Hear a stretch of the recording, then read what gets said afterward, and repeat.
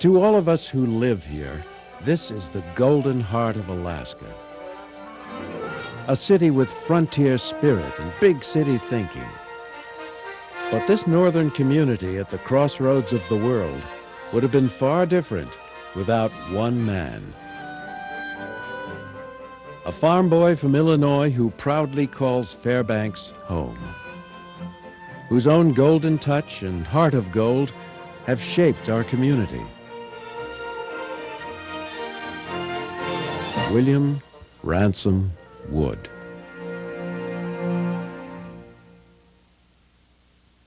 It was the year after statehood, 1960, when he brought his family to Fairbanks. He came to build a university and served 13 years as president. When his tenure ended, he took on new leadership roles, and Fairbanks really blossomed. He's had several careers since he retired, and that's pretty special. When most people would be fishing or golfing, Dr. Wood is still working to make Fairbanks and Alaska a better place to be. From the beginning, Dr. Wood didn't sit around waiting for something to happen. He made things happen. I just think that's amazing that I can remember as a teenager that here's somebody who came to town and immediately immersed themselves in the community and the state to the point that people knew him. The state of Alaska was growing and developing and getting ready for the pipeline to come along. The university was changing. And you remember him being such an advocate for the university in the community with the legislature. That was a critical time. You know, he was there before the big oil dollars came, and it was important for the university to be postured and in a stature they could move forward. And you remember him getting that ready. And it was 4 years after he went off that I came on the Board of Regents, so really got to see the fruits of what he had done, and he set the stage for a remarkable university. It's just incredible what's there. With Dr. Wood at the helm, the university made a quantum leap in the quality of instruction and research. And Dr. Wood never lost sight of what a university is all about. Live with a bit of gusto, if you please.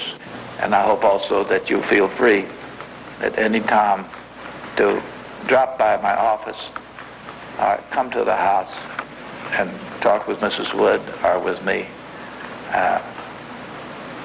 We have children too, and they're gone and our house is empty. When Fairbanks battled the ravages of the '67 flood, Dr. Wood opened the campus and the Wood home to the community. When the flood hit Fairbanks a number of years ago, Dr. Wood did more than the average person would in trying to work toward to get this out and to be helpful to the people who had lost their homes and so forth. Most called the flood a disaster. Dr. Wood turned it into an opportunity. As the first president of the hospital's foundation, he drew upon others in the community to build a new hospital. And he had the stature and the bearing and the intellect that was able to keep all of those people working together. And I think that's still the man's, what would you say, his most valuable, the most valuable aspect of the man is still that. He is the jewel of the North. When you think about it, he's an asset to every individual Fairbanksan and to our community. He leads by positive leadership, and so positive things happen around a guy like Dr. Wood. His post-university career includes service beyond what anyone can imagine.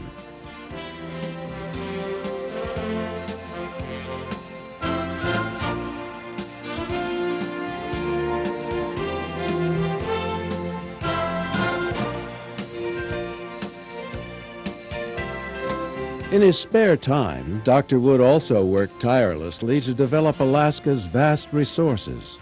He basically was an individual that appreciated the fact that the development of resources was most important to the development of Alaska. That was just some real good foresight that he did have that worked out to the advantage of all. Always looking for an excuse to have a party, Dr. Wood reminded us long before 1984 of Alaska's 25th anniversary of statehood.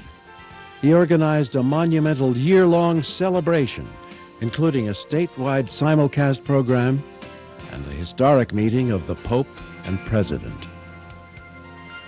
Although Dr. Wood doesn't seek headlines or recognition, Alaskans everywhere thank the Woods often for their hallmarks of good citizenship. And yet, Dr. Wood always manages to find something more for us to do. People say, well, we need to get someone's endorsement. We need to get someone to support us.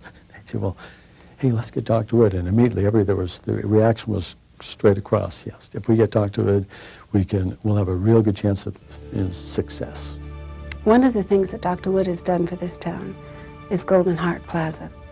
Nobody really thought it was a happening thing back then. I'd hate to think of this community today without Dr. Wood have been part of the picture. Dr. Wood is a person I see and think about every day. He and Dorothy Jane. Dorothy Jane always worked with us every May in the planning of that Golden Heart Park. And let me tell you, she really worked hard. She wasn't just standing around there. She get involved in stuff. And they both still do, and you know that. One of the times that I worked with him was when he had this brilliant idea that we would organize the manufacturing sector of this community. So when I shared that with the Chamber of Commerce, they said, oh, Dr. Wood's going to be able to get both of them in the same room. Well, of course, knowing Dr. Wood, the room was capacity. There was standing room only when they had the organizational meeting. Since then, the manufacturing segment of Fairbanks has been in just about every economic plan that has been developed. I think most people have seen the display out at the airport for years and years and years. And he really brought the fact to light that there is something happening here in Fairbanks. This highway celebration, I think we had a bikers group that came up, and I think he was a little bit, came in, I think he expressed a little bit amusement or not concern, but he said, well, we have these biker group, and we said, well, what's going to happen? And he was saying, well, the bikers, you know, we could get them in, and this could benefit everybody. I mean, we have a Harley-Davidson place here in Fairbanks, a shop, and this would be interesting. I mean, there are many interesting people. And then he just flowed right into it and said, yes, we'll have the bikers. Dr. Wood, in walking around Fairbanks, stops and picks up every piece of trash and garbage and beer can that you could imagine. Dr. Wood is a wonderful example to the rest of Fairbanks, especially downtown, that we have to take pride in our community. If you walk into St. Matthew's now, there are, I can't count off the top of my head, I don't know, 5, 6, 7, 8 historical stained glass windows on the sides of the church commemorating the role of St. Matthew's here in the community and the interior. That's a Dr. Wood project.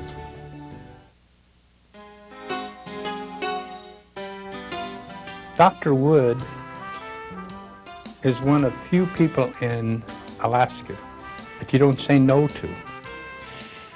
Dr. Wood, I take it you're here on one of your numerous sorties in search of additional funds and support for the University of Alaska, something of that kind, is that correct? Well, it seems to me I'm always looking for funds for the University of Alaska. You know, we had joke at my company, Williams Company, formerly MAPCO, where we just sort of have a line item in the budget, miscellaneous Dr. Wood projects, you know, and you just, you know, when he calls for an appointment, you know it's going to involve a project. You can't say no when Dr. Wood calls. You just don't. Most of the times we've already said, you know, it's just going to be easier to give the money than to, because he doesn't give up. From Dr. Wood's perspective, one of his higher honors, I think, to be named by the University of Alaska Boosters Club as the #1 booster of Fairbanks athletics. A Midwestern basketball player some years ago, Dr. Wood doesn't just attend an occasional game. The thing that impresses me most, I believe, about basketball today, and especially our own Nanooks, is how tall they all are. How can anybody get off a good shot over somebody that's 6'10" to 7 feet tall? It's almost impossible. Well, old age and treachery. Hey, look, Puff Daddy! Really? Yeah. Can sometimes outwit youth. and ability.